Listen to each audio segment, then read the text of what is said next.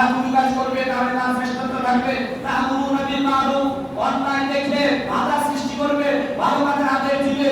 এই দুটি কাজ যদি মুসলমানদের ভিতরে অটুট থাকে তাহলে আল্লাহ পাক বলেছেন মুসলমানরা পৃথিবীর সেরা জাতি যে উপহার দিয়েছে সেটা অবস্থানে না থাকবে।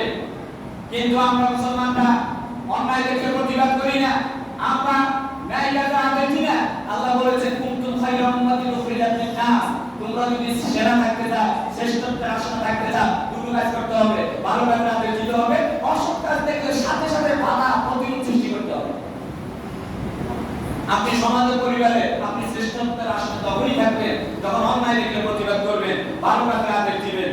আমরা নামাজ পড়তে আসি কিন্তু আমার ভাইকে নামাজের জন্য বলি না, আমরা যাকাত দেই আমার ভাইকে যাকাতের জন্য বলি না, আমি আমার স্ত্রীকে পর্দায় রাখি আমার মেয়েকে পর্দায় রাখি না, আমার অধিবাসীরা তাদেরকে পর্দায় রাখি না। আমরা ভালো কাজের আদেশ দেই না, অন্যায় দেখলে প্রতিহত করি না। যারাই ভালো কাজের আদেশ দেয়, অন্যায় দেখলে প্রতিহত করে, তারা মানুষের হৃদয়ে স্থান করে নেয়।